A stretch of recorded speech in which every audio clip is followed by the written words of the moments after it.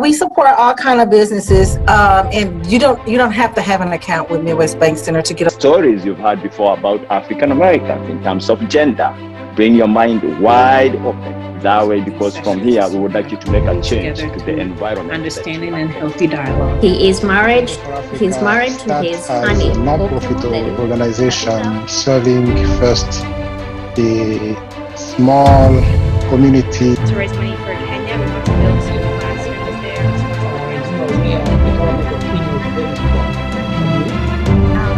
Technology is one of those spaces that thrives on problem solving. Organization that was going to address some of the economic disparities between the African community and the broader St. Louis community. For Africa is here for you. They want to help you do this. And so we have that migrants on the resources available for entrepreneurs and business owners. I was the one who came here during winter. I almost cried in this house with the little one.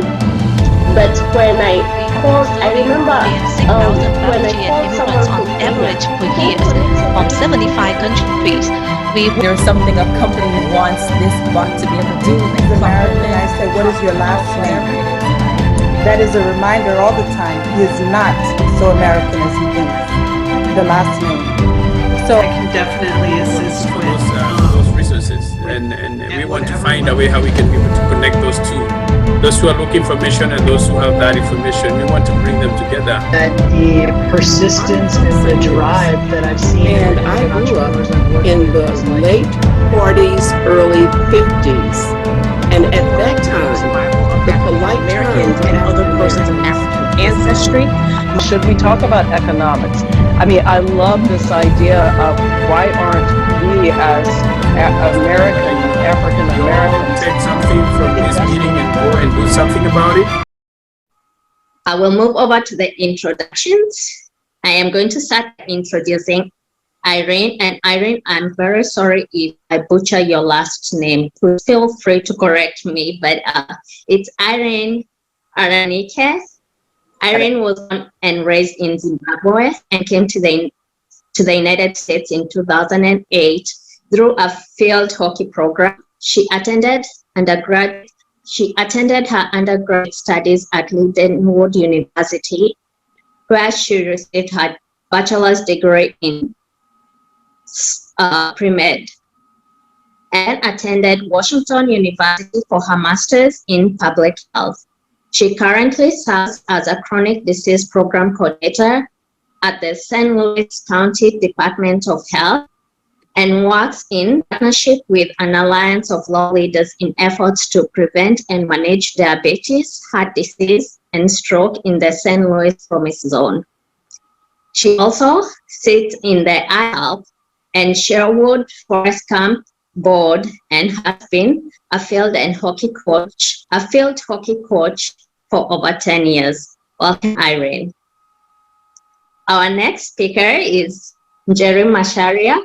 Njeri is a technology consultant focusing on Oracle Cloud implementation for technology, media, and telecommunication clients, driving business, technology, and process efficiency. Irene graduated from the University of Notre Dame in 2019, majoring in information technology management and business analytics with a focus in data science. Welcome, Irene. Charlyn Mwihaki. Charlyn is a social media analyst.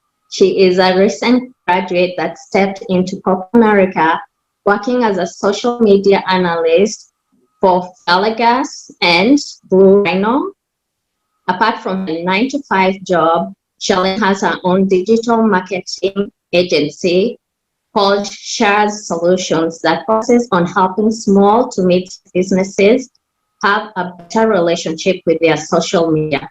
Welcome to the program, Charlyn. Next, we have Godred Owusu. Godred is an international student from Ghana. He is currently pursuing his master's in business administration, focusing in supply chain management, and is to graduate in spring. Godred attended his bachelor in management from University of Cape Coast.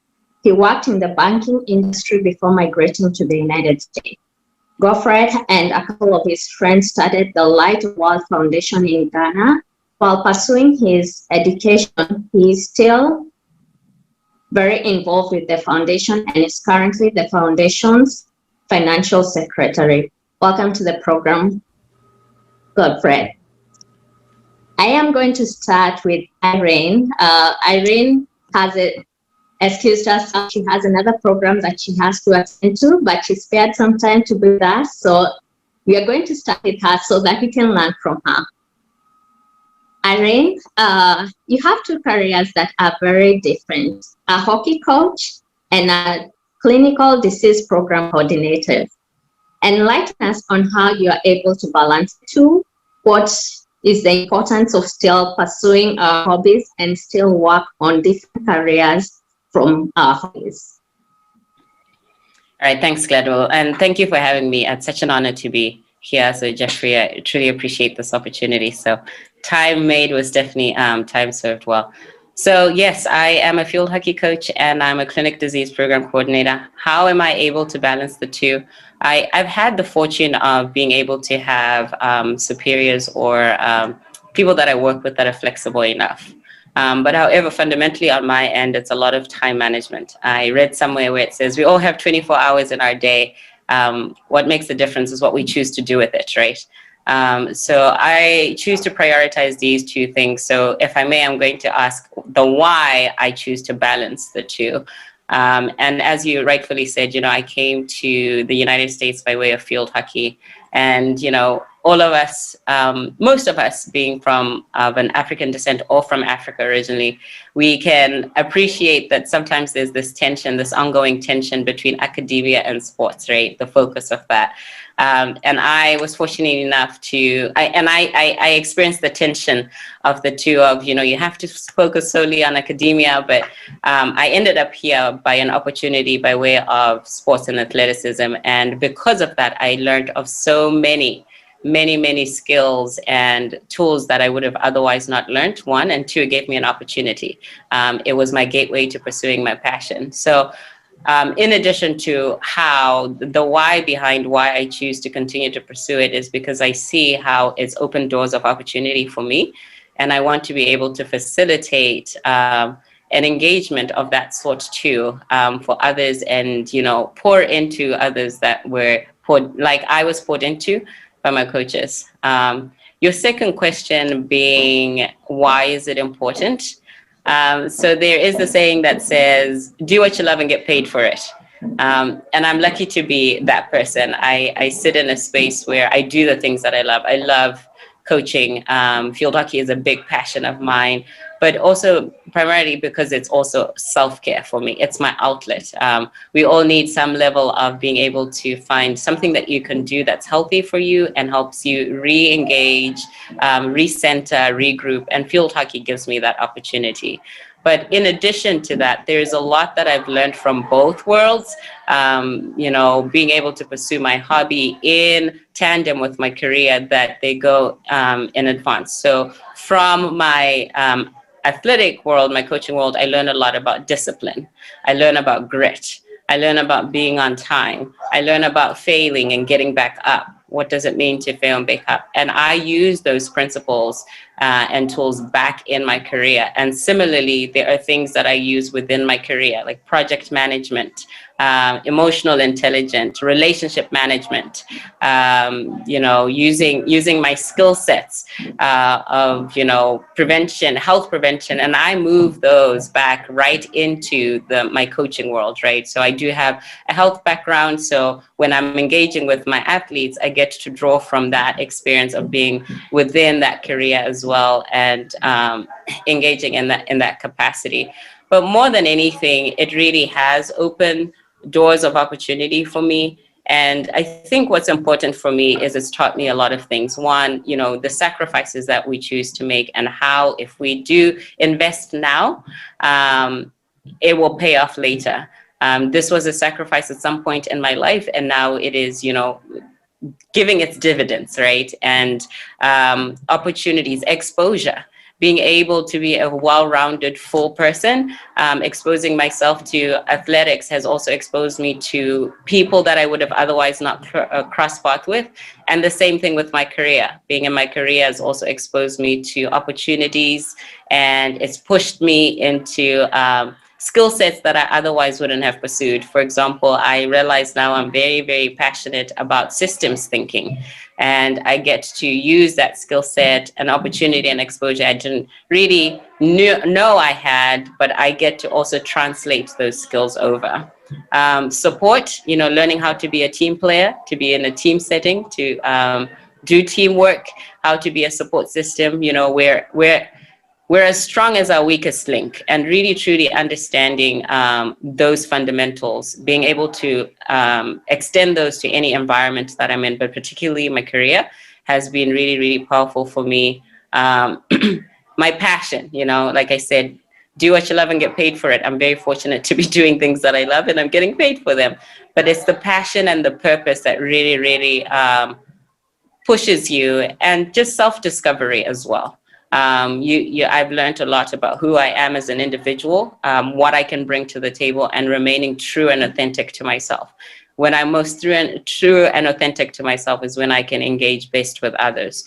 And so being able to engage those hobbies, they stretch me, they extend me to areas of myself I wouldn't otherwise, but they also have the opportunity for self-growth, and that I can then advance into other aspects of my life. And then more than anything, I would say the independence. The more tool sets that you have within your own capacity, the more you're able to propel yourself in an independent arena.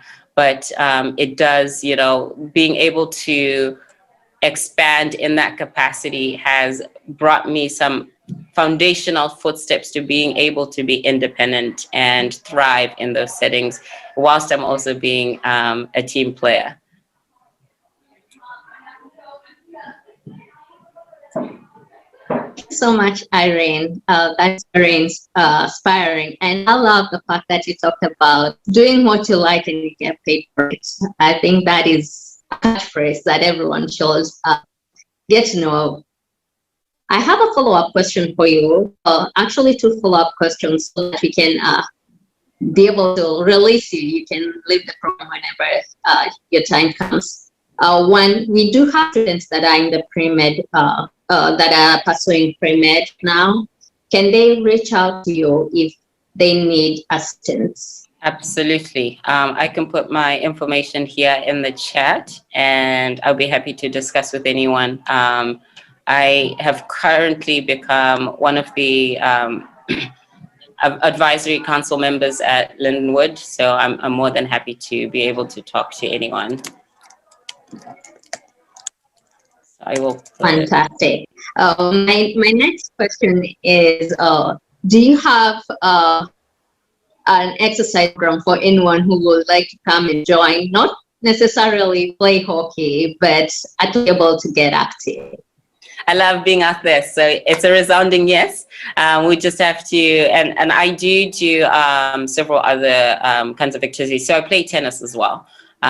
So I'm out there, and I work out quite a bit. But yes, I would be happy to connect with anyone who's kind of looking to go down that path of being more active, exposing different ways.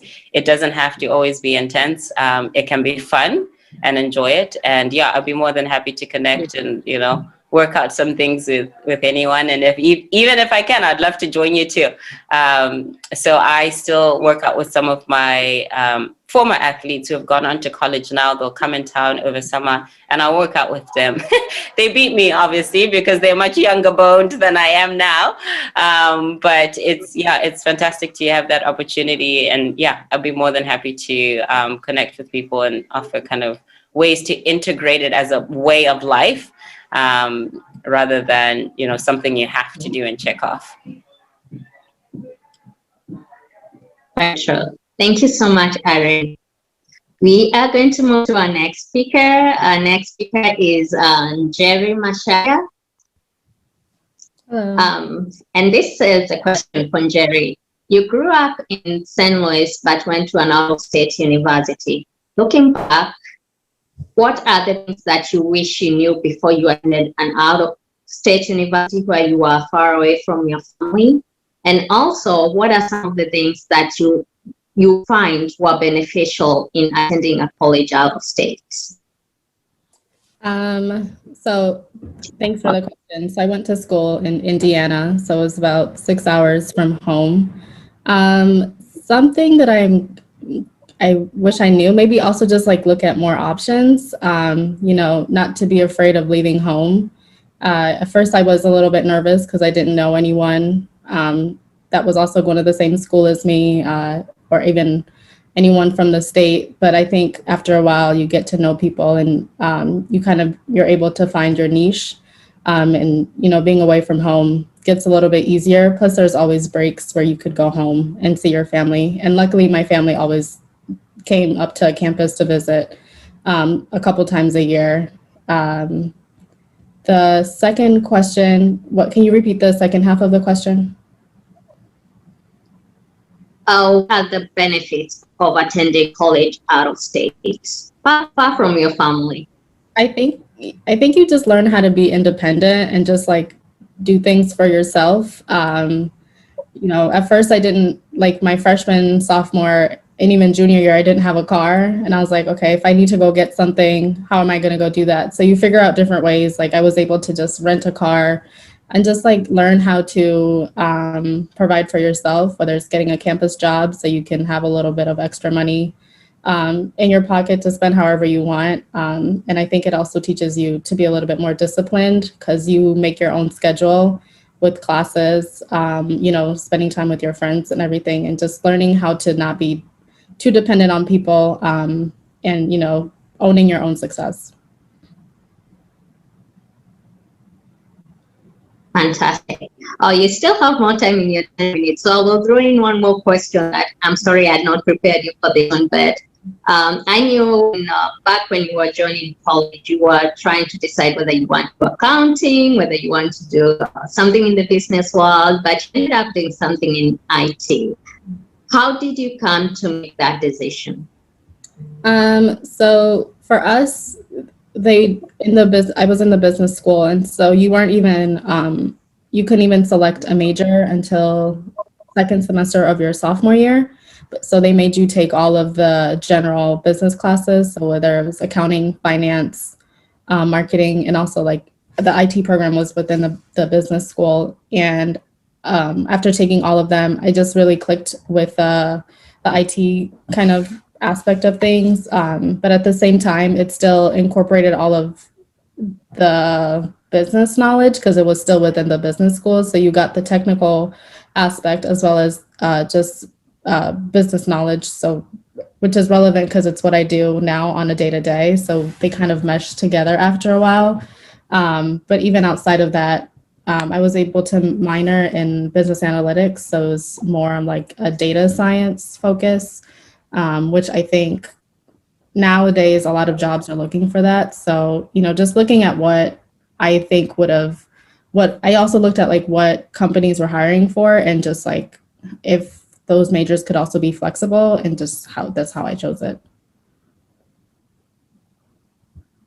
Thank you so much. We are going to move to our next panelist, who is Charlyn Mwihaki. Yeah. Charlyn, apart from your... Hi, how are you? I'm good. How are you? I'm good. Good to see you. It's been many years. I know. It's been a while, which is unfortunate, but I'm happy to see you now. Fantastic. Okay, we're going to move to your question. Apart from your regular job, you run your own business, which is really awesome for someone your age. Walk us through what led you to wanting to run your own business, what challenges you have faced running the business. Knowing what you know now, what will you tell someone, a high school student, a college student who wants to start their own business, but they're hesitant to it? Yeah, okay, those were a lot of questions, so I'll try to take each of them one by one. But probably running my own business has been just like an interesting ride. I think it was one of those things that was a happy accident. So for those of you who don't know, I run my own digital marketing agency where I do social media marketing for small to mid-sized businesses. And I also help them with other small digital marketing needs like building a website, doing just brand foundations, those sort of things. But I found a big need in it when the pandemic hit, just because there were so many businesses that were struggling to stay afloat digitally. And it was just so unfortunate because so many of them were closing. I think we all saw everyone saying like support small businesses. So I think it was just one of those things where I just kind of stepped in the middle of the pandemic and helped out those small businesses in just my local area, like around my college, and then just like different organizations who were like, hey, how do I take my business from being just a brick and mortar all the way to just like something digital that people can still buy and sell from me without having to rely on a physical like service. So I took that opportunity and I took that challenge wholeheartedly. I love it, and it's so amazing. I think that it's because I mean I spend so much time on social media already. Might as well just do it to make money, right?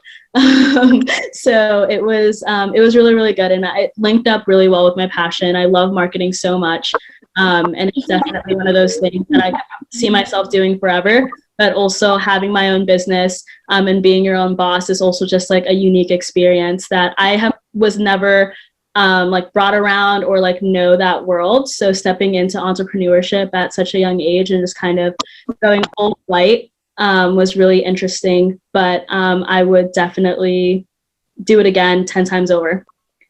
Can you ask the second question? I think it was the challenges. What challenges have I ran into being a business owner? I think I answered one of them already, just kind of not knowing what entrepreneurship looks like. And because I mean, like my whole family that I am close to and saw growing up, they were all employed by somebody. So being in a great area where like, I mean, you just, no one really knows what they're doing, and just kind of realizing that and just kind of doing it anyways and just going just full and taking the dive of just starting your own business because you're passionate about it and you find passion within small businesses and social media and marketing. That's why I did it. So I was just like, if it's a passion of mine, I'm just going to see what happens. And there was so much trust that I had in God, because I was literally just like, I don't know what I'm doing. No one in my family does marketing at all. There's very few people who do business in the States. And then I was just kind of like, well, let's just see what happens and let me just step into those waters and try it out. So I did. I met so many different people online because I mean, I was working online and everyone was online anyways. So I just networked with a few people, and then that ended up growing into like a huge community. And then I'm so thankful for all the social media platforms that have been emerging lately, like Clubhouse and TikTok and the different features that Instagram has to like help us connect digitally.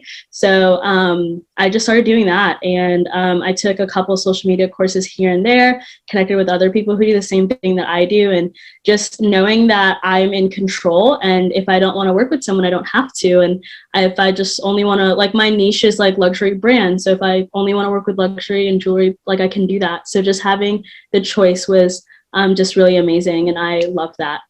And other challenges is probably not knowing just the legal side of things. I think the biggest lesson that I've learned in business is you either have time or you have money.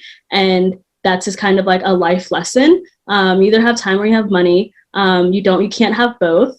So the legal side of things and the finances side of things is something that I know that I'm not strong at. So I just hired someone to take care of that for me.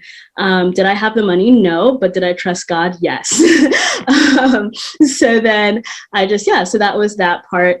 And your last question was, would I recommend business to anyone or anyone who's hesitant about starting business? I would say like if you're young, do it, because entrepreneurs, especially just like in the entrepreneur world, love young people who are business owners. If you have a passion and you can't find it within like a career or a job, make it for yourself. I think something that I always thought about growing up was that somebody had to make your dreams come true, or it was in the hands of other people, but that's so wrong. It's in your hands. You can do it yourself.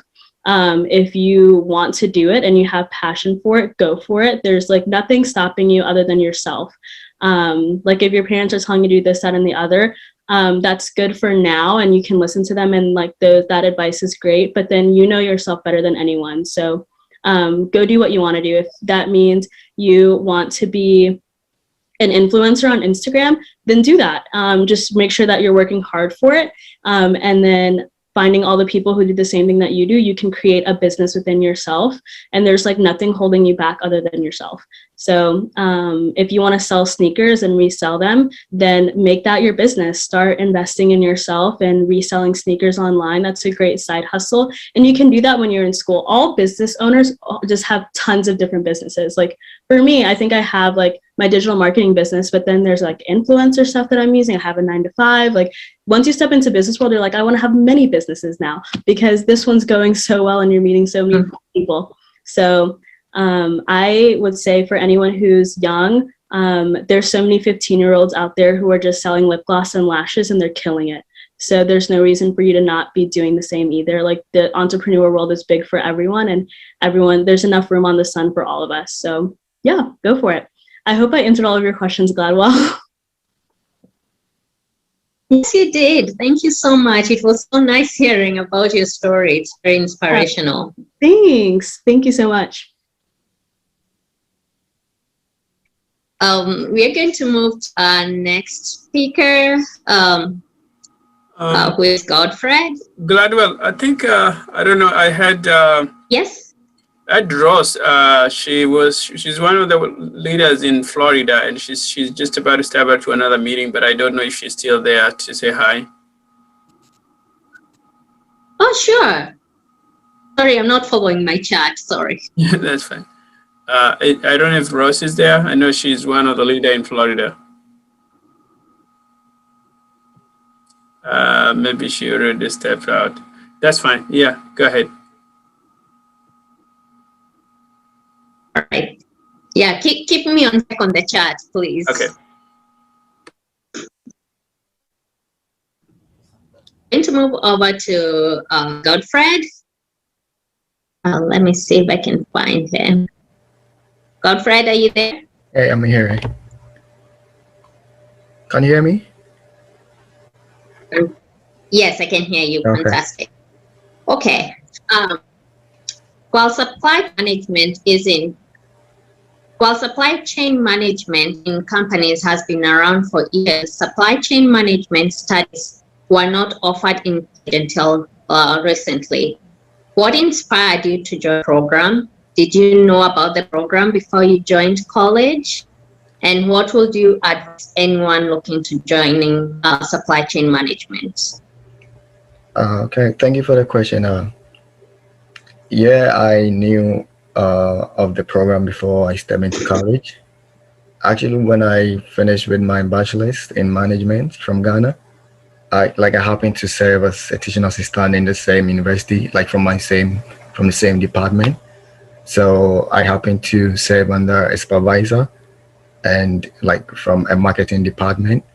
So the marketing department was attached to the supply chain department, but they were not taking the supply chain as a course. They were taking procurement as a course. So I got to learn that through interactions from lecturers who had already taken the SIPS course, that is the Charlyn Institute of Purchasing and Supply. So that was how come I got to know about the program. So I was so intrigued about it, and I thought it wise to, why not?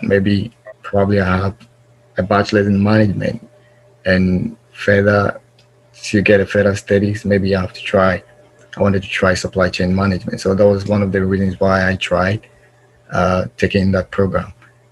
And yeah, that was one of the reasons why I took it. And besides And there were other programs that I had wanted to, like project management, but I realized supply chain is very important. Like it's kind of a growing something in every industry, like regardless of what the industry, the health industry, they need a supply chain role, like the IT industry, any industry kind of needed a supply chain. So I thought it wise to go ahead and take that program.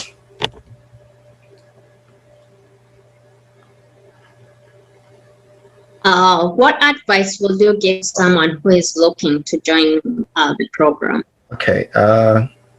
One, I'll say your interest. Like you have to know what you are interested in, what career path you wanna tow. Like if you still wanna be in the logistics industry, if you want to be in the IT industry, if you want to be in the healthcare industry, like Irene is saying, you have to know what you are interested in. For me, I didn't want to be confined in an office setting. I wanted to be like take something that will put me on the field, something that will like keep me involved in the flow of like keep my flow moving. So one, I would say know your interest, know what you are passionate about. And that will be the driving motive. Because if you are interested in whatever you want to do, you can achieve it. So I would say you have to know what you're interested about and what you're passionate about and what you really want to get to in your career. Then you go ahead and choose the program you want to. But I was interested in supply chain. That was why I chose it. So interest is very important. Oh, and one more last question regarding your studies. We have international students who are now either very new in the program or very new in the United States. What advice would you give them to be able to grow academically and to be able to acclimate to the United States? Well, it is a bit, I wouldn't say it's not difficult, because if you put your mind to it, you can do it because of the differences in environment, differences in the way of studying. What I would say to new international students is that you have to keep your mind to it. Keep your mind to it. Keep to your shadows.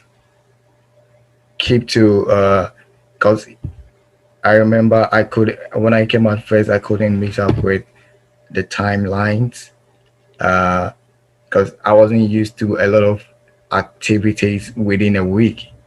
But I realized the curriculum was different. Taking more than 3 courses, like in the first 8 weeks, or 2 courses in the first 8 weeks. And as well as an international student, sometimes you have to also do some campus work on the side. And combining that was a bit difficult. But I put my mind to it that no matter what, I am in a different environment. But I have to put my mind to it. I worked hard. I make sure I meet all my deadlines. Write everything down you do within the week. And as you go ahead, as you finish every activity you take, and know that you are done with that activity and you know what you've done and what you've not done. And with that, you'll be able to go through. And by the grace of God, this is my last semester, and I'm so happy. By next month, 1st May, I'll be having my graduation. And yeah, that's what I did. And by May, I'll be done. So that's the advice I'll give to any new international student.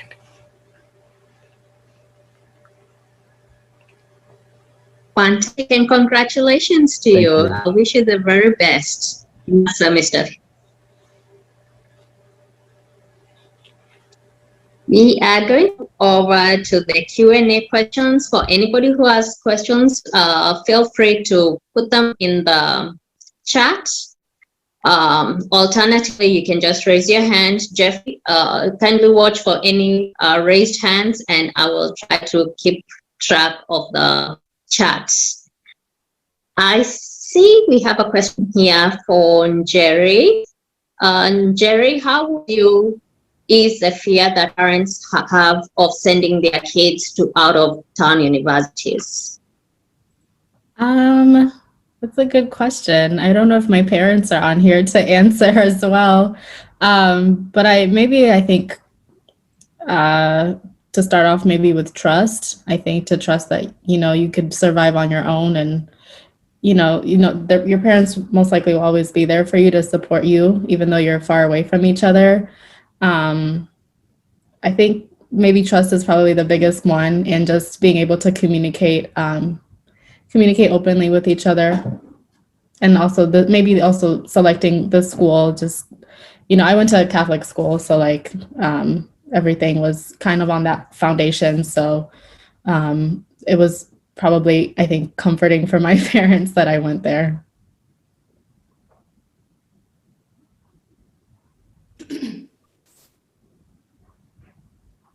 That is fantastic.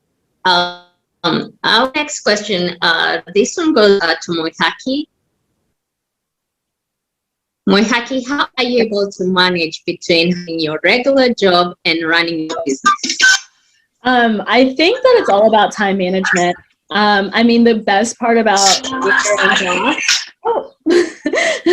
I think the best thing about being your own boss is the fact that you get to make your own schedule. So between 9 to 5 and running my own business, I think you just find pockets in between. I want to make my business my full-time job, so just kind of like meeting with clients when I can, just setting phone calls, maybe like later than usual or early morning. I'm working on things for clients whenever I can, but yeah.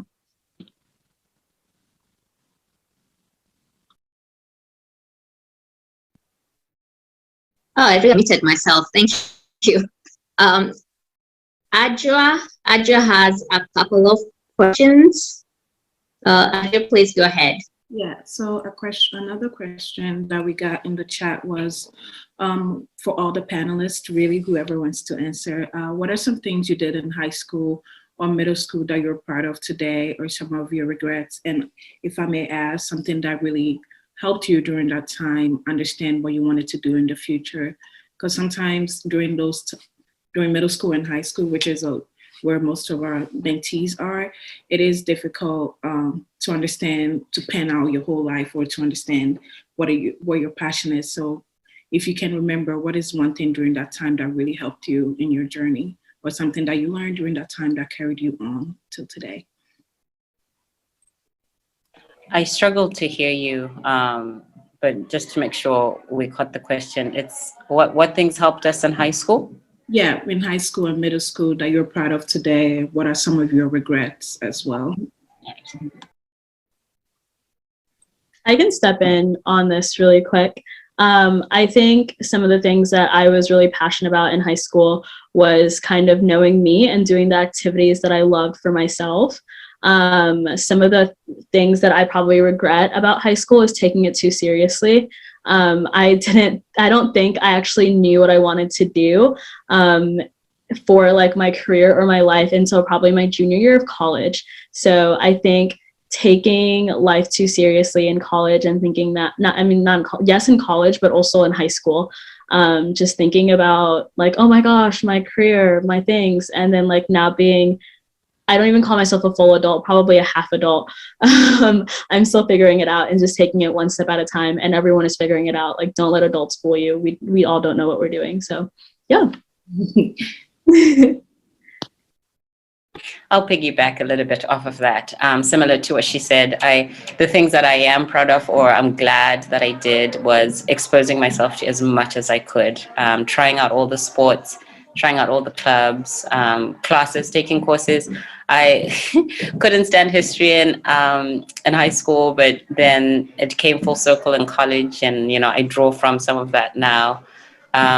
Some of the regrets, I would say, was not doing my research and understanding how vast opportunities are out there. So as you know, I'm in healthcare, and at least from the background that I grew up in, all things healthcare were to be a doctor.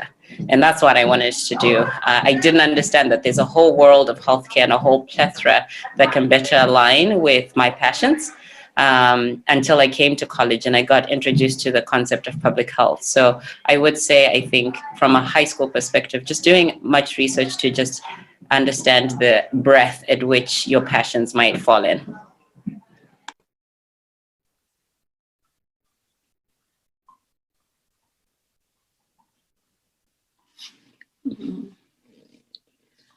Okay, and another question that I have for Charlyn is, what is one thing about owning your own business you wish you would have known before or would like to advise your younger self about?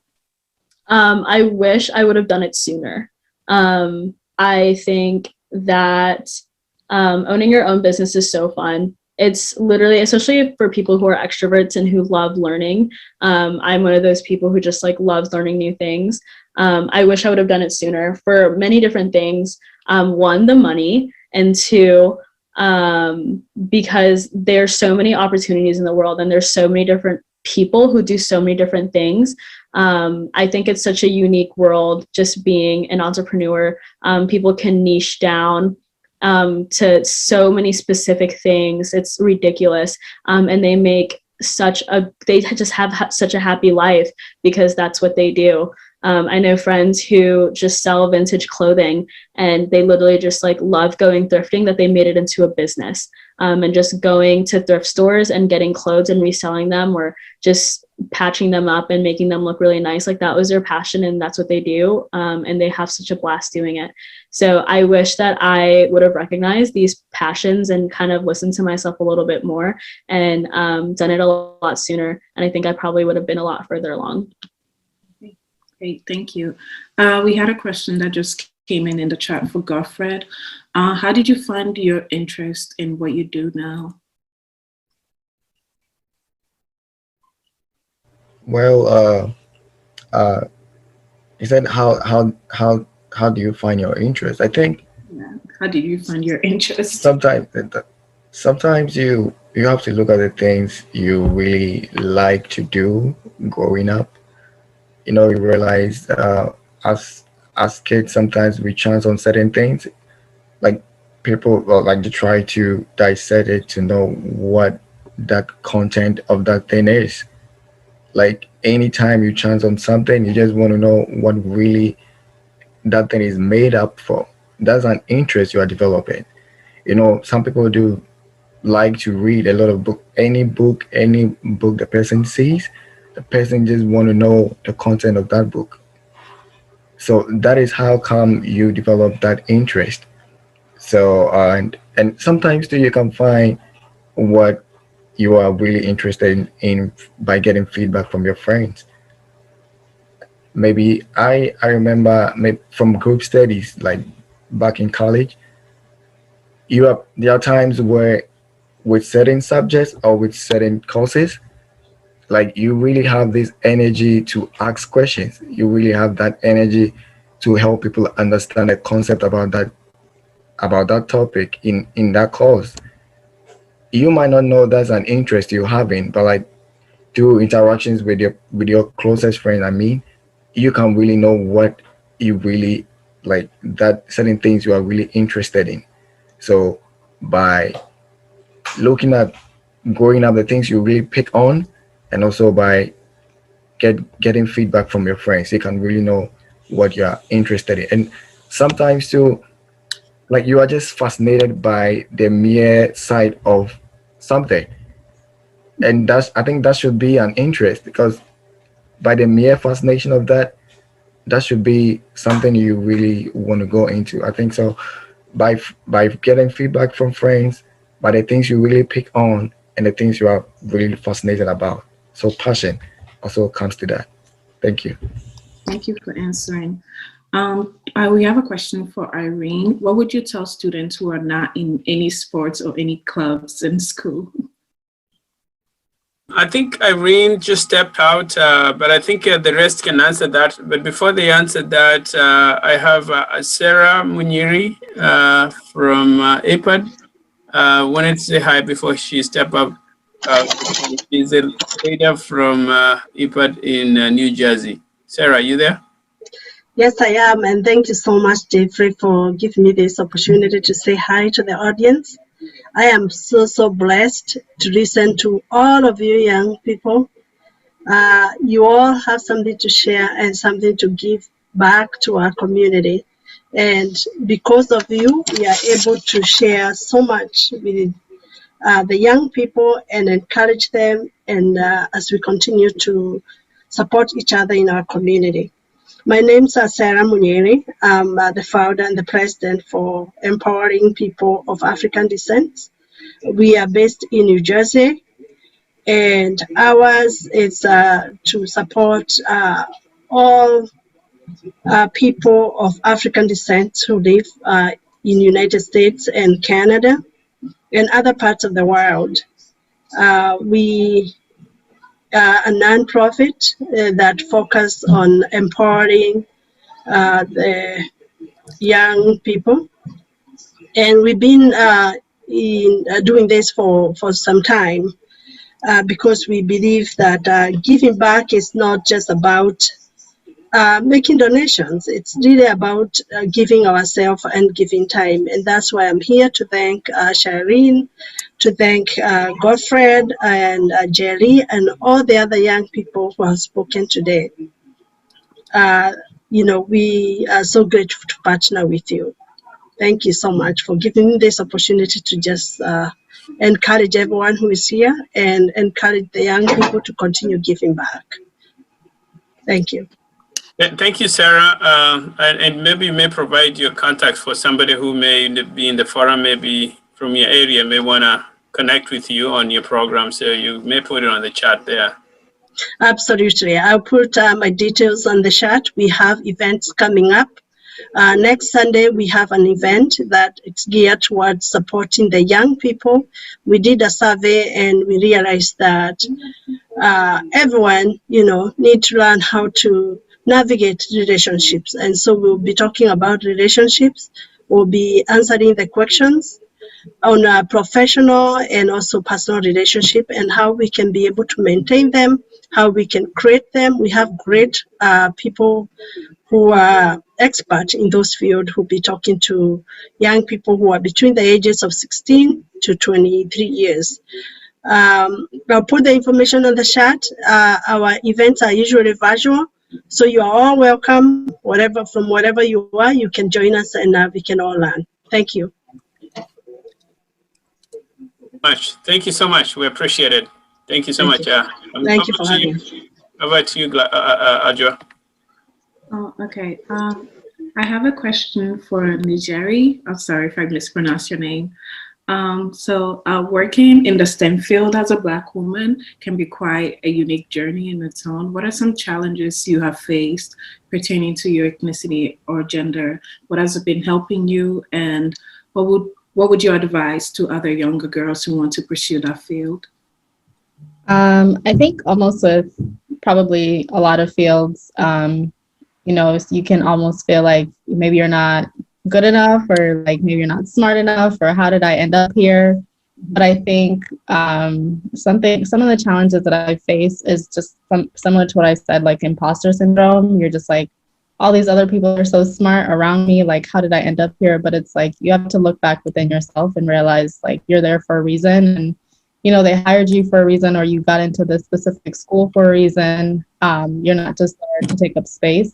So own the space that you take up, make your voice known. I think something that I struggle with, and Mwihaki can say this, is I'm very introverted. So a lot of times I can just sit there and not say anything, but that could be to my detriment because, at work, people always speak their opinion regardless. I don't care if they're going to hurt your feelings. And so that was something I always struggled with, is like making my opinion known, especially when I was just first hired. Because I was like, I'm a new hire. I don't know, let me not say anything. And one of my coaches at work was just like, you should, like, why do you just sit there and not say anything and say stuff after the meetings? And he's like, no, just say it. Like, who cares? Just speak your mind. And so that's something that I've done more and more. And just this last week, I was just talking to my manager, and she was saying just like how she likes that I'm speaking up more, and just like, because we work with different clients, so just like telling the client exactly what it is and not kind of sugarcoating things. And so I think overall it's mainly knowing that you belong wherever you are, own your space, and don't let anybody tell you that or make you feel like you're worthless. A funny story that I have is like, this was around Thanksgiving time, and I was at Walmart, and I was wearing like a University of Notre Dame sweater, and this like man, I was in the self-checkout, and this man looked at me, and he was like, who do you know that went to Notre Dame? As if it couldn't be me. Like, I'm wearing the sweater.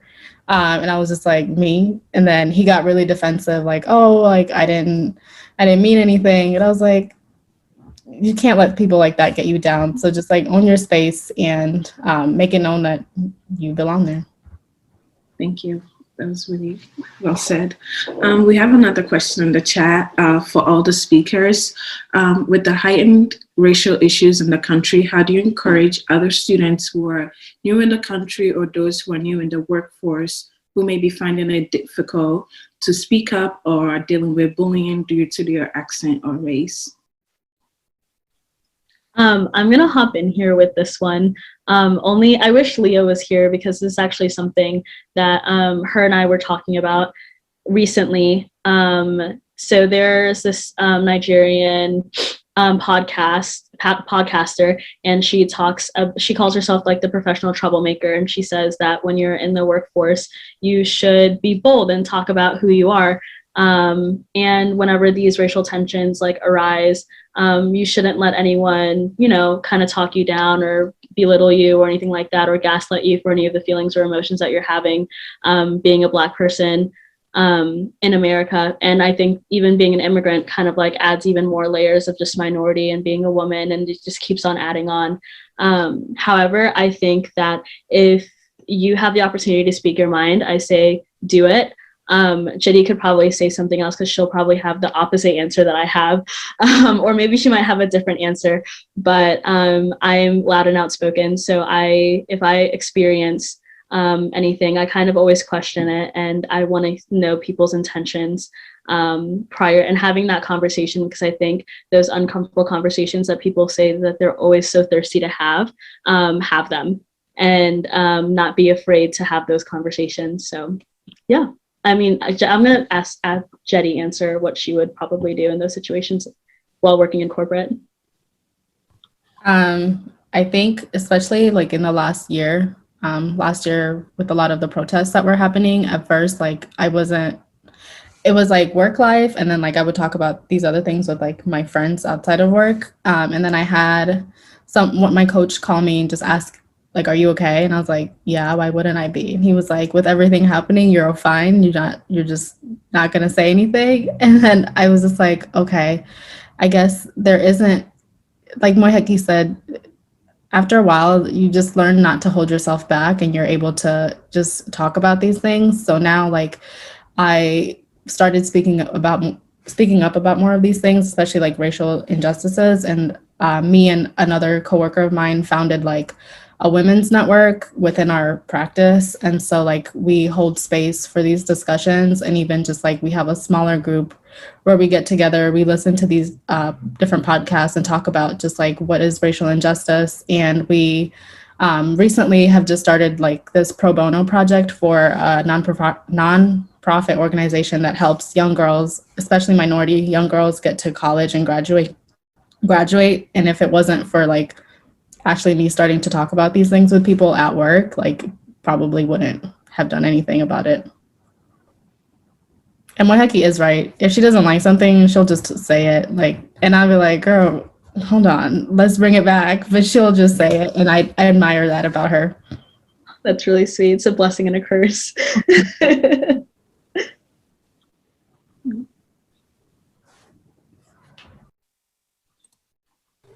I have a question for both Mwihaki and Njeri. There's this stereotype within the immigrant communities that, we can get to corporate jobs where there's no for us to step in there. And so we end up choosing careers that probably we were not interested in because it has been a stereotype that we cannot be there. What can you tell the students to inspire them to be able to follow their dreams, that yes, opportunities are available and yes, we can fill these spaces in the corporate world? I can start if you want, Mwihaki. I think for me, I had pretty good examples, like with my dad or some of my other family members that were in the corporate world. So I was able to kind of like just see how they maneuvered and just know about that. So I think that really helped. And also at the same time, when I was just like trying to select what I wanted to do, something that I always think about is like, who's going to tell you no? Because at the end of the day, you have to own your life and just do what you want to do. You know, granted that, you know, you could support yourself with it, but at the same time, it's just like, go for your dreams. Like, who's going to tell you no? Because at the end of the day, you have to live for yourself. And if it's in the corporate world, you go that way. And it's even within, I think, corporate, something that I've learned, it can be very diverse as well in what you do, whether it's even STEM focused or maybe it's even like corporate law, like there's endless possibilities. So don't limit yourself just with what you are seeing right now. I think seeking out mentors, whether it's, you know, through church or through maybe other organizations that you're in, through people that you're able to just connect with, take advantages of those connections and just hone in on them and learn about what people do. Because you can't know what you don't know. So just go out there and learn more. Yeah, I think that Njeri hit it on the head. You're in control of your own destiny. You're in control of yourself. For me, I had opportunities to step into the healthcare field. However, I told myself that, like, let me pursue my dreams first, and then that's like a nice little safety blanket. However, I mean, now I'm just like, I wish I didn't even have that safety blanket, just because it leaves you with no options other than to succeed at the passion and the things that you're doing. So you have to kind of hold yourself accountable. And yeah, I think the best thing about college is that it opens you for opportunities for internships. And during those internships is where you literally learn about you and yourself. And those internships are so crucial. That's where you find your mentors. That's how you learn if you like a certain part. If you want to go into nursing, because everyone's heard about nursing, and you just go and intern as like a nurse, or like you just go to a hospital and shadow and something like that, you find out that you actually hate being in a hospital, then you kind of know that about yourself. You know that's not for you, and there's no promise, there's no strings attached. It's kind of like you're exploring, and everyone around you knows that you're in college and you're exploring. So if there's one thing that I would say is, like, take internships, put them on your resume. People love even that little bit of experience that you have. People love hearing about that. So if there is anything that you can do, I would say just explore your passions and just go after what you want. There's like a little anecdote that talks about a guy who came out of law school and was like, I'm not sure about this whole law thing, but his entire family was full of lawyers. And they were just like, just suck it up for now. No one ever really likes their first year of being in law school or their first year of being a lawyer. And he ended up being a lawyer for 50 years. And then when he was 50, he finally started doing his passions, but he spent 50 years doing something that he hated and only 10 years of doing something that he wanted. So you don't want that to be you. You want to spend in a life full of abundance. And I think there's also just a limiting mindset sometimes, just being in the community that we're in, that you can't, that it's not like that you can't, but sometimes it feels like those opportunities are so far away from you. But having an abundance mindset and knowing that you can do the things that you want to do, and like those opportunities are possible for you, you will get them, and that you will start attracting the things that you want slowly but surely. And you will start thriving and not just surviving under the circumstances that you're in. So yeah. Thank you. That is very inspiring. And I'm going to add on to that. It's important for us immigrants to know that the United States law requires that companies that have more than 50 employees they are required to hire a certain amount of minorities. So guess what? Those jobs are available to us. We just have to get there. So pursue your dreams, follow your dreams, and the opportunities will come. On to the next question, and this is for all of you. I have heard you mentioning it was by God's grace, it was by, you spoke something in the line of your faith, and I kindly let us know how important is faith to you, and especially now that you're done with school, you have your job, you think that, oh, now you've gotten to the place that you want to be. How important is it to still have faith?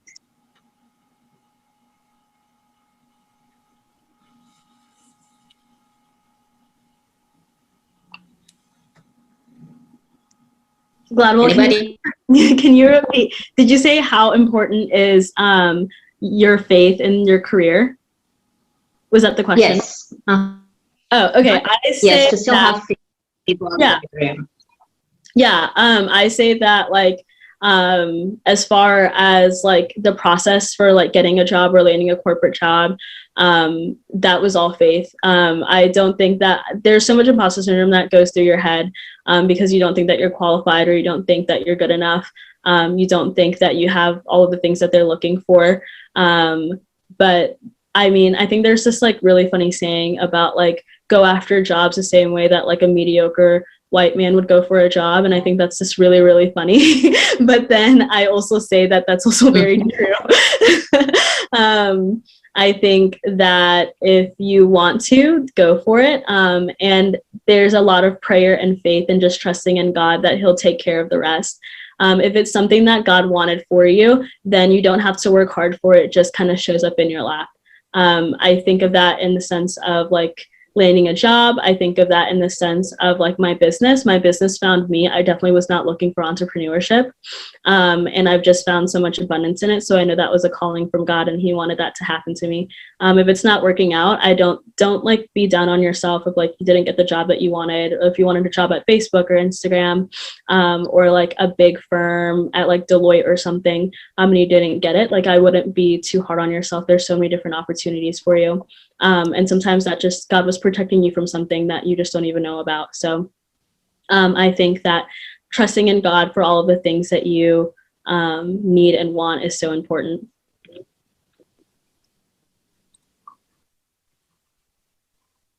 Mwihaki? Oh, no, that was Mwihaki. Njeri? I would have to agree with everything Mwihaki just said. You know, I think similar to what she just said is you're placed where you are for a reason. And so, you know, you have to embrace that and just know that, like I said before, you're exactly where you're supposed to be in that moment. You know, God wouldn't put you somewhere, you know, that would be of detriment to you. So just hold on to your faith and just know, you know, even through your prayers or your family's prayers or whoever's, that everything will work out. And even if it's not working out right now, it's not the end of the world. Something else will always come through.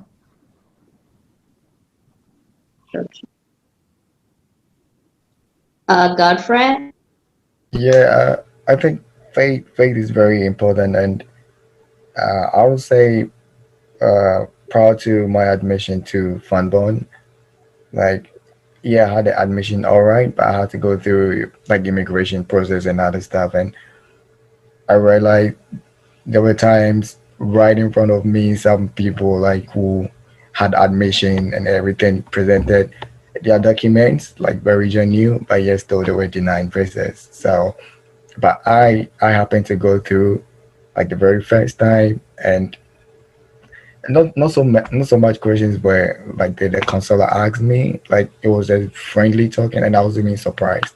So I think faith and prayers, and like one of the presenters said, like you are where, like you will be where you are expected to be. Like, yeah, that's if I had it correct, you will be where you are expected to be. So I think yeah, it's very important that we keep on with prayers and everything, and still go on with the hard work.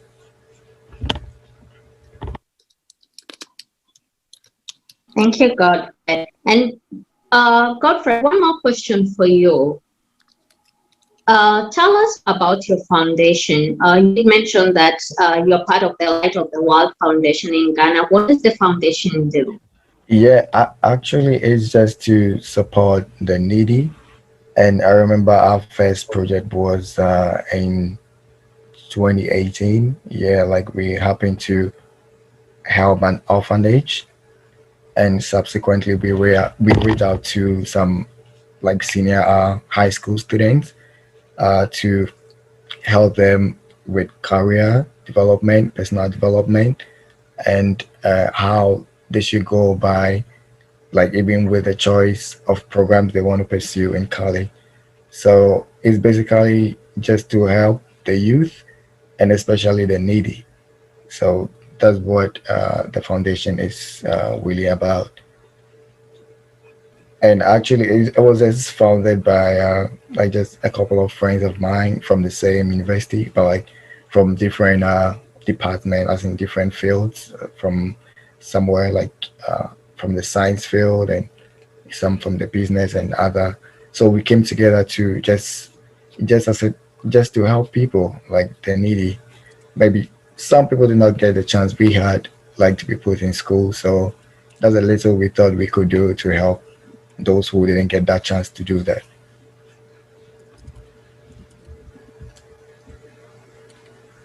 Thank you so much. That is very inspirational. I don't see any other questions, so I'm going to hand over the meeting to Jeffrey to introduce the leaders of other organizations that are still in the meeting, and also to make the announcements. All right, thank you so much. That is, I think the conversation is going on well, and I appreciate everyone who has been in the panel. Great advice. As related to the, in continuing the same discussion, I would want to invite one of my great friends here, George Michon, who is, he works with Bayer as a software development manager there.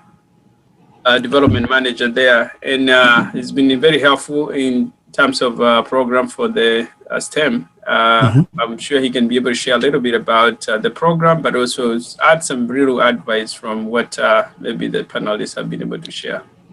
Yes. Thanks for that introduction. And again, I'm a software development manager at Bayer, and every year we run a programming class for middle school and high school students.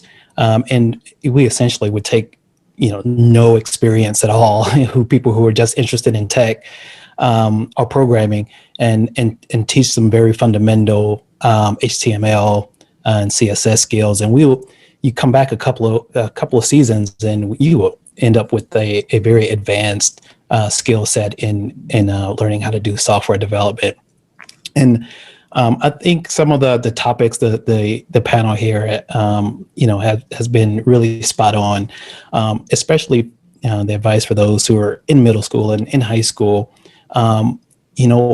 Try a number of different things, because you may not know where your passion is at a freshman or a sophomore year in high school.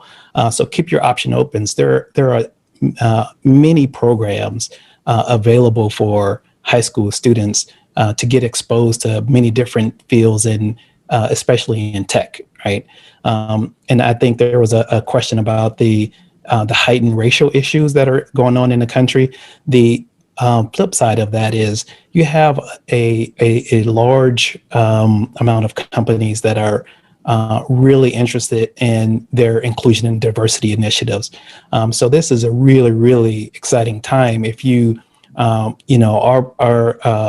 minority in the tech field, you can. It is your market right now, and so it is a really exciting time to be in tech if you're Black, because a lot of companies are really trying to seek out your skill set right now. And so I would say take advantage of these programs, like the program that I run at Bayer, but there are many others. But just take advantage of that. And I think another panelist was talking about internships. I did, when I went through college, I had the exact same experience. I did a co-op at Ameren at one of their plants. I got my degree in electrical engineering. I thought it was a very good fit. I absolutely loved the experience, but it taught me I do not want to work the rest of my life in a power plant. So if you're in college, take advantage of those internships and those co-op programs, because one, it looks great on your resume, and two, it really helps you figure out what your lifelong passion would be. Thank you, George. I can do a follow-up question on that.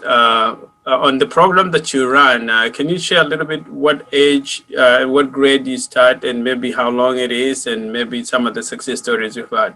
Yeah, absolutely.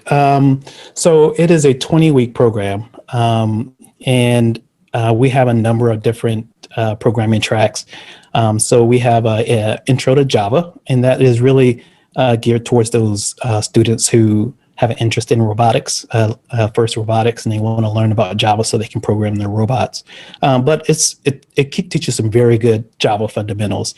And I like to say, you go through that class, you should feel very confident at being able to take AP Computer Science in your high school and passing that class with no problem. So you walk out of this and you've got some, you're ready-made to take that AP Computer Science course. And then we have is very introductory class. If you've never done any programming, you can do HTML and CSS. And the age range of that, we have middle school kids who are in 6th grade all the way through seniors in high school. And we divide those classes by age ranges. The progression through that is JavaScript, and then you can get to some advanced stuff. In the advanced class, you're learning the exact same technologies that programmers at Bayer use. So it is the most modern technology stack that you would have. You're learning that in a team environment.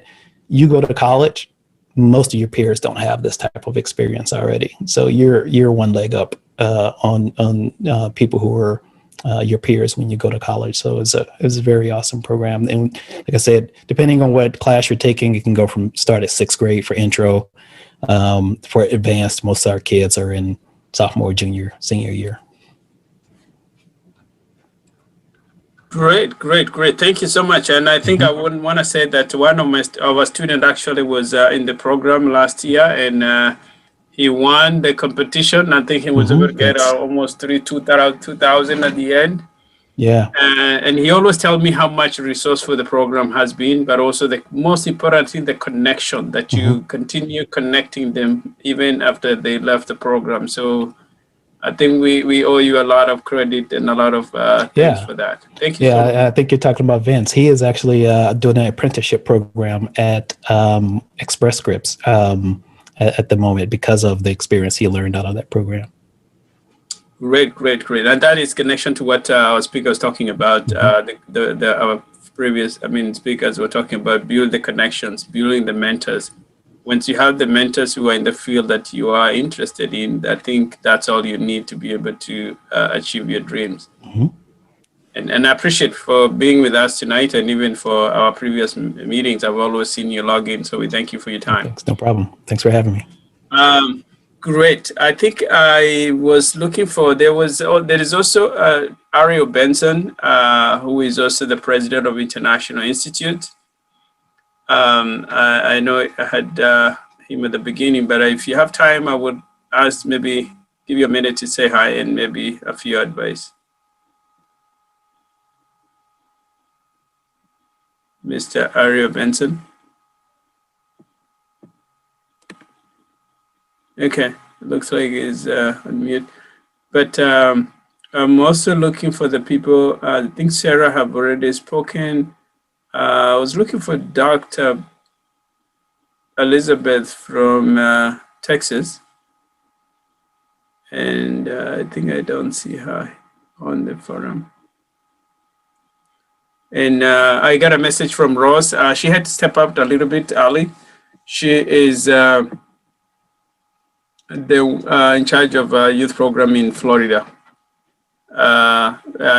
We would say that the purpose of this building, these connections of all these programs, is also to connect and learn from other organizations that are outside St. Louis. but also those who are from other states, they can also learn from what we're doing here in St. Louis. Other than that, I would say that maybe from the audience, we can give a few minutes for the people in the audience to ask questions to the panelists, or maybe somebody who may want to share some comments. Let's give them a few minutes to do that.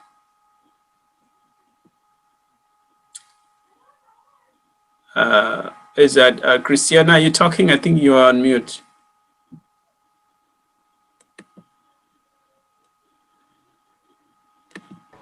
Oh, no, sorry. You have a question? Okay. Anybody with a question can always, let's give everybody a chance to, you just unmute yourself and say something.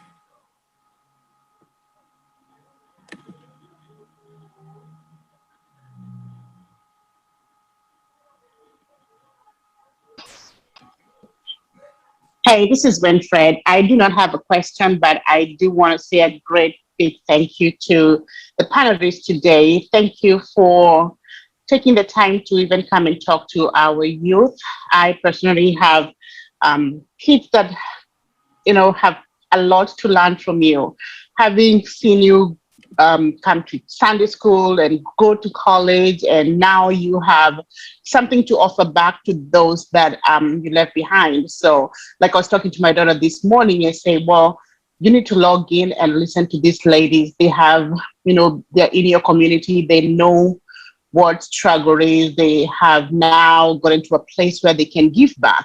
And so, and she looks like, oh, I know her. So you are not only, giving stories, but you are changing the lives of those that have, that will look up to you, and that will gain a whole lot from what you have just shared.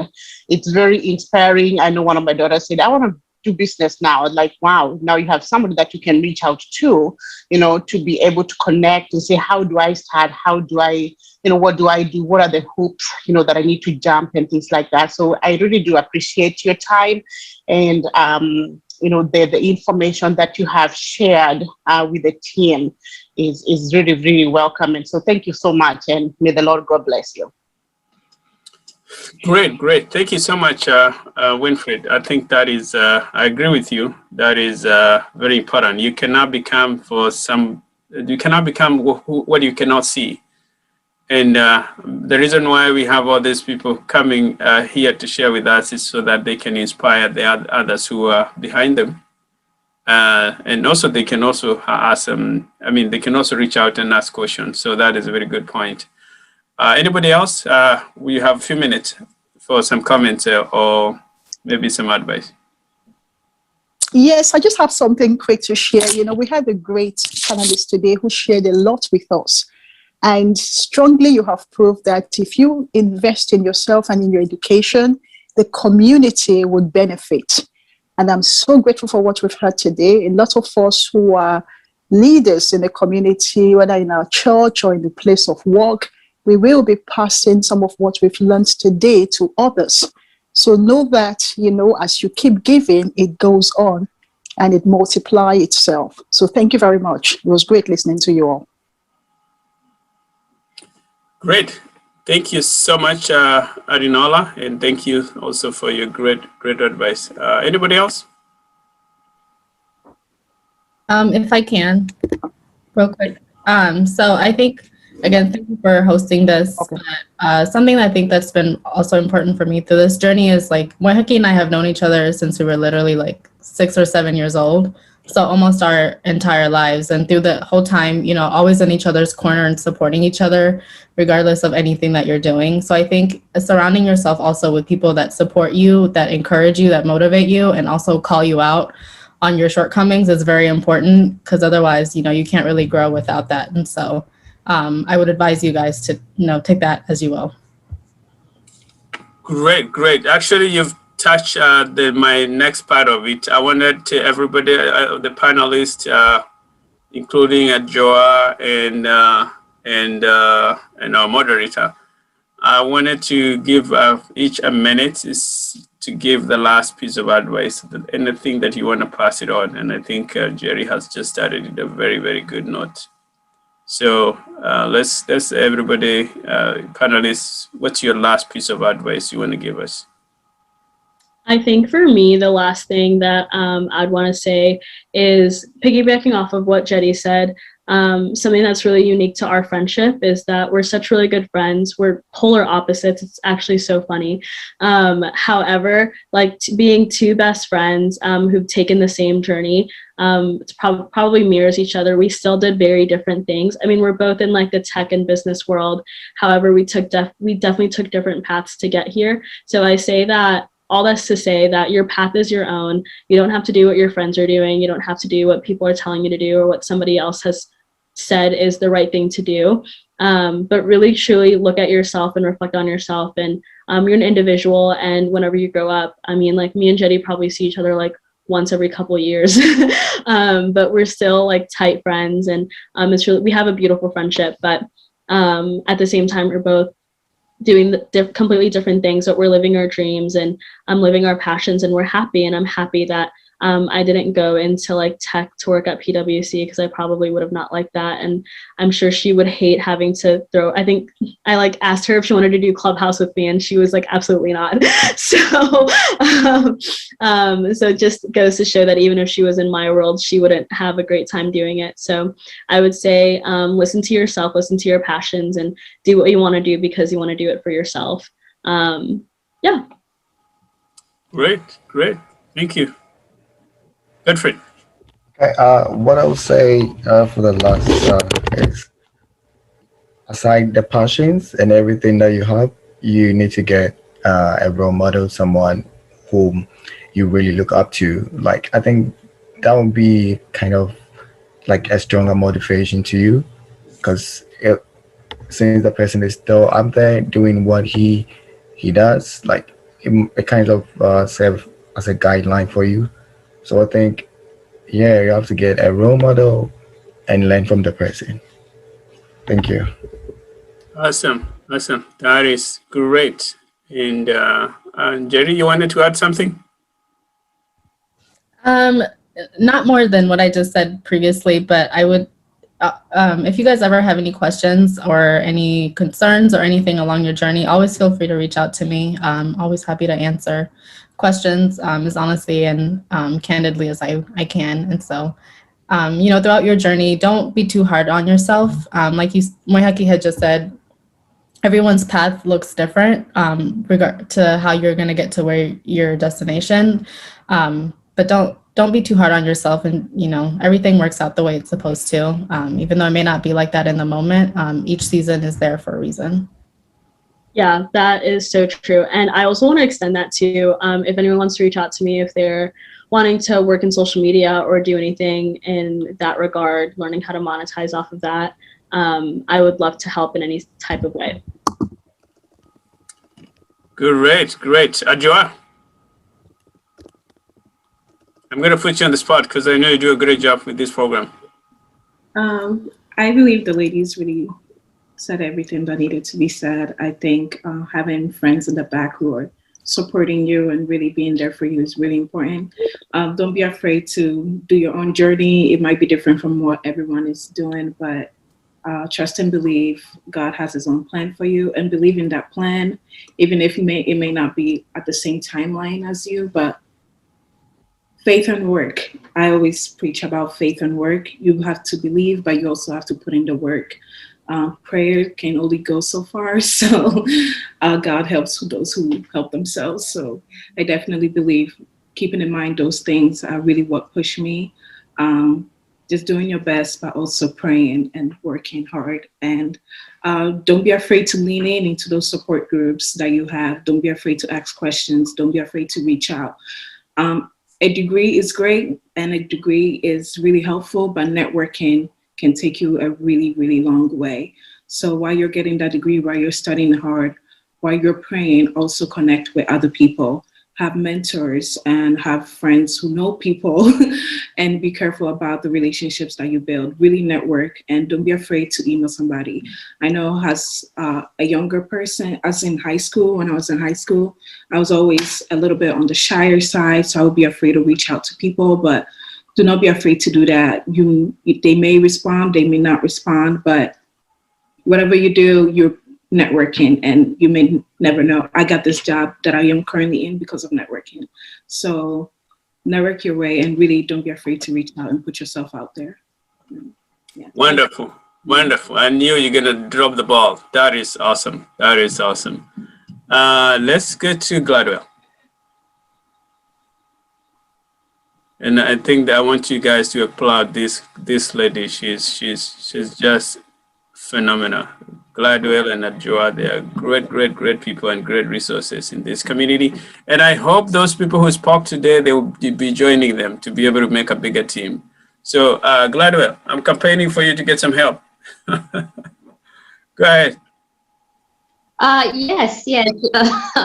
We definitely need the help, and I'm glad to hear Mwihaki, Njeri, Godred, you're willing to chip into the program. I think this is empowering the youth is building our future. They are going to be the next generation who are going to be making decisions about our healthcare and our retirement and all that stuff. So empowering you now, it's going to really pay off for us in the future. Like everybody said, yes, build relationships. Be careful about the relationships that you build. You want to build meaningful relationships. Don't have relationships that are not helpful to you and that are destructive to you. You want to be able to grow. And if you're not growing, if you feel that you're in a circle that you're not growing or building each other, then you know it's time to move to the next circle. They're things that are not meant to last forever, but also know that the friendships that are meant to last forever. A good example was Mwihaki and Njeri. They don't even get to see each other. They see each other in a couple of years, but they know that they can always count on each other whenever they need something. So yes, work on those relationships. If you ever need help in anything regarding your academics or anything in general, reach out to us. We may not have the answers, but I think we have built a network of people that can be able to help. So use the resources available to you. They're going to take you to places that you have not even imagined that you're going to get there. So definitely reach out. We are here for you guys. Thank you. Awesome. That is awesome. I think we have heard a lot from the speakers, and thank you, Gladwell, for putting it and you're great moderating the event today. I'm going to put some people on spot because we have some students who are also listening. And we don't know if it was very helpful or if there was anything that was really meant to, came to your way. But I'll just put on spot here. If there is any students, before I call out names, I want to say, if you're in high school and you want to say something about maybe how helpful the meeting was or how maybe something you're going to share, please step up and say something. And this is a test of your leadership. So any of the high school students or any mentee is there, want to say something? Hi. Good. Samuel, did you find this helpful? Yeah, for sure. I definitely found this helpful. Thank you all for sharing all your experiences in like the various different like aspects of like starting your own business and industries. Thank you. It was very inspirational and I loved the talk today. Good. I knew you would say something. Okay. And let's see, somebody else? Anne, are you there? Yes. I wanted to say thank you so much for everything that you've given. I'm not in high school yet. I'll be going next year, but it was very nice to know this ahead, especially knowing that outside of school, you also need to be doing other stuff too, just to keep yourself mindful. So that was thank you for that, Charlene and Njeri. Thank you so much. Awesome. Thank you so much. And I think I had Wendy. Did I see her there? Okay. Anybody else? Before anyone talks. I'd like to say thank you all for sharing your experiences. I've learned a lot from this little forum that we've had today. Thank you, John. Thank you. Okay, I think we are exactly at 1:30, and I will just say that I hope my computer is not misbehaving now. Okay, can you hear me? Wave if you can hear me. Okay. Yeah, it's giving me some error message here, but I want to make sure that you can hear me. I want to say thank you for everybody. I was just listening to the people speaking, and I said, I could hear people say, find your passion. Everyone's path looks different. Find yours. Faith and work, you have to put them together. Find a mentor.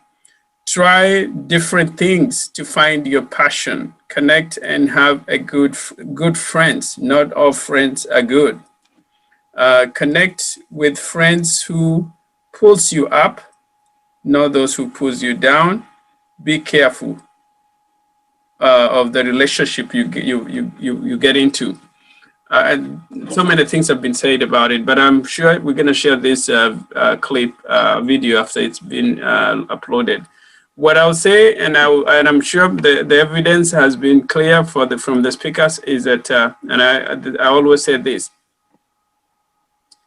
you must be willing to do things other people are not willing to do today, so that tomorrow you will be able to have something others won't have. And I think that is very clear from what I've heard the speakers. They made tough decisions, they made tough struggles when they were where you are, maybe in high school or middle school. And that is why when we were looking for speakers, we already know who to reach out, because they have something that many others don't have. And the same way, like other speakers said, if you can see them that they have been able to be who they are today, if they can be able to achieve all that, and most of them, I know they are less than 30 years, early 20s, and let's say on the 20s, if they can do that, you can also do it. If they're able to achieve that, then you can also be able to achieve. The only thing that you have to do is to put your mind into it. But above all, maybe like even Joa said, put your faith into action. You cannot just pray about it and do nothing about it. For those who have read the Bible, even when Jesus was performing miracle, people had to participate in the miracle. You gotta have to participate in your miracle. And the way to do it is actually to do the right thing. Make your sacrifices today, connect with the right people. Being in this forum is one big step, because there are some people who already maybe chose to not to, or maybe they were sleeping, or they just decided to watch some Netflix movies. But being here is a big investment that you have done. But the biggest step is actually to take some action from what you've learned today, and be able to find out the people who will be able to connect you, find out the mentor who will be able to mentor you, but and most important thing, enroll into the programs that will be able to build the person you want to see in the next 5 years, in the next 10 years, in the next 30 years. The sacrifices that you make today would define the person you're going to be tomorrow. I think I always say that the person you want to introduce yourself in the next 5 years, 10 years, then start investing and building that today. One thing I'll mention is that there is a program that is in partnership with St. Louis Focus Leadership. If you are in 10th grade and you're going to be in 11th grade next year, please email it to me, and we've been given some scholarship for you to be able to enroll into the program. Again, that's a great opportunity to build your profile. So if you're in 10th grade and you're going to be in 11th grade, I need to know you. And there are those who are already in the program. We have already signed them up. But Also, maybe being part of our program is also good, so that when I'm giving my recommendation, I'm going to talk about somebody I know than somebody that I may not have a lot to talk about. If you are 15 years to 24 years and you are interested in St. Louis youth jobs, we also have partnership with them. So they are already, there's a application is already up there. I think I will put it on the chat. And you're looking for a way to get some job over the summer, and they pay at the same time. At the same time, they also train you on some financial literacy and job readiness program. So it's a great program, and we've had great outcome from those who have participated in the program. I'm going to put it on the chat there. If you are interested with the Bear coding program, George has been great resource and has always been there for us. You don't have to be an expert in IT or in technology. Please, if you're just getting interested in knowing about it and learning more about it, just get into the program. It's free, but you also make a lot of information. Like Sarah Mwihaki said, actually George, he said that you got to try different things so that you can know your passion. And the way to do it is when the opportunity comes, just hop into it, put your mind, all your effort in it. So when you come out, you'll be able to say that I gave it the best shot. And then at the end, you definitely be able to find your passion. Other than that, I wish you all the best. I wish you a nice weekend. And above all, eat healthy, do exercise, and pray. Thank you all. Thank you so much for having this. Yeah, thank you so much. I really appreciated being here. Thank you so much. We appreciate for being with us. And hopefully when we invite you next time, you will definitely say yes. Yes, of course.